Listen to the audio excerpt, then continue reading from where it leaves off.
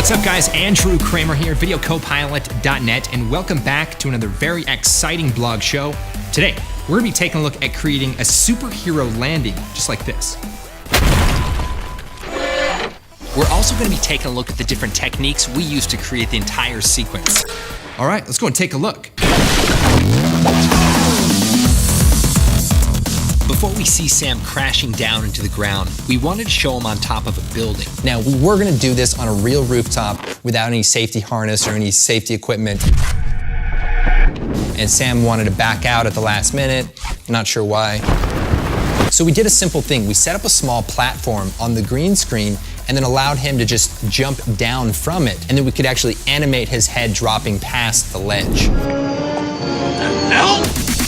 Next, we built our digital rooftop inside of After Effects with Element 3D. We started by creating some various rooftop assets, things like air conditioning and pipes and vents. Once we had this kit, it was easy to place objects anywhere we wanted, then experiment with various camera movements. To add even more variation to the models, we even created some sticker decals, and these could be placed anywhere in the scene to just add a little bit more detail and help sell the scale of the 3D objects. We also added some rotation to the fan blades using the auxiliary animation. By using a single auxiliary channel, we could actually control all of the fans at once. There's probably some air conditioning technician watching this thinking to himself, "You would never put an HVAC unit next to a multi-band antenna array. What is this? Movies can't get anything right. This is bull. I want some answers, hey!" Another really cool shot is when Sam walks across the rooftop. Since we didn't have enough green screen to do a complete 180-degree pan, we actually did a forced perspective shot. So what happened was Sam was actually walking towards the camera and then turned away from the camera. And what we did is we changed the background to make it look like he was actually walking in a straight line. We created a 3D scene and mixed it with building images and sky images in the background. And this allows you to pan the camera freely around the entire frame. So there's always really cool tricks that you can do to try to make it look like your shots and your worlds exist in a much bigger world than they really do. Motorcycle sound. Here it comes. It's coming back. I need a motorcycle. Forget about my problems.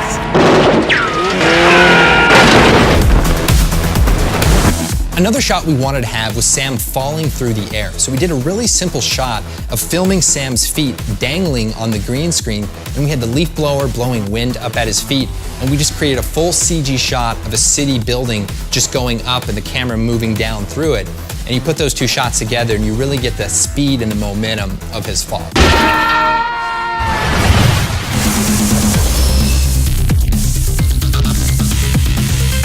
The elevator scene, we started by building some basic assets and components. The elevator shaft itself is actually made out of some basic 3D primitives along with some pipes and industrial elements from the Motion Design 2-pack. Instead of trying to create one huge elevator shaft, we focused on building a single component that we could then replicate and create as many floors as we want. Then we could go back to the design and change some of the pipes or change some of the features, and it would cascade into the entire design. This is actually a really useful technique that can be used for all sorts of things. Not everything has to be about explosions.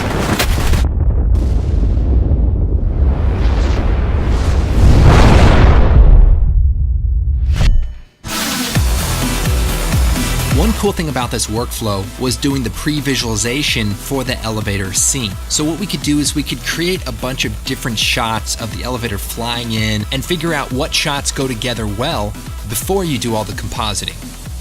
In fact, that was the easy part. Making all these crazy visual effects breakdowns, trying to reverse engineer a bunch of project files that you worked on 3 weeks ago.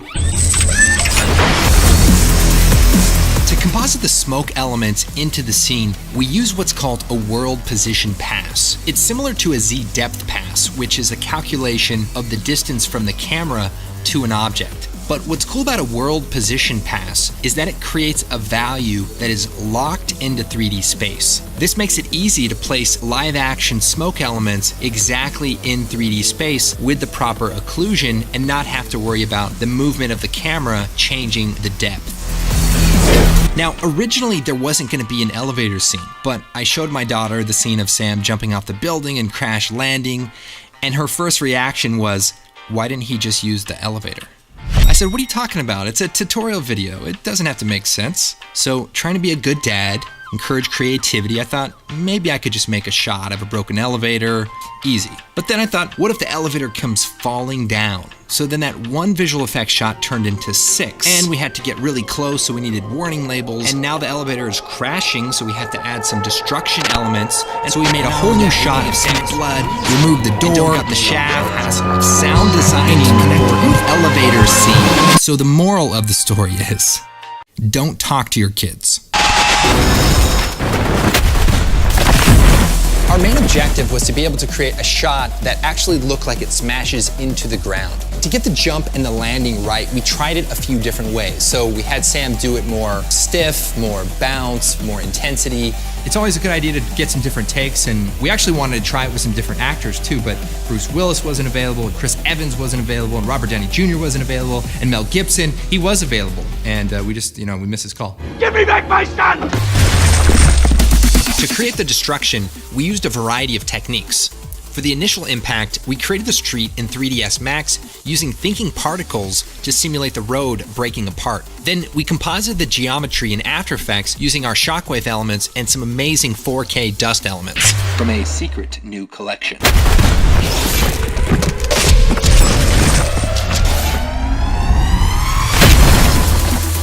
To create the destruction aftermath, we used a single 3D object distributed into the scene using Element 3D. This allowed us to place the chunks close to the camera and form a crater. Then we combined the shot with falling debris and let Sam's acting do the rest.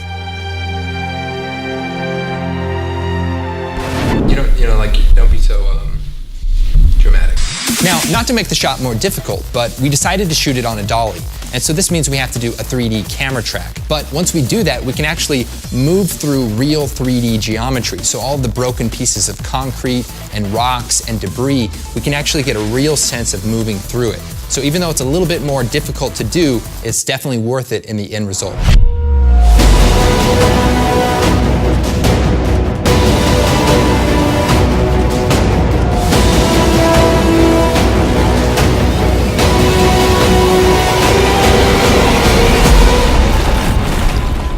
I don't even think RoboCop is a superhero. He's just a regular man who died.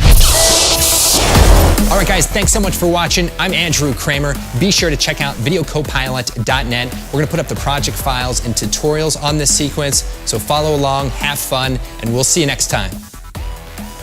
We got one. Okay, let's just try one more. But don't limit yourself. You can also make a superhero take off. Just play the clip in reverse.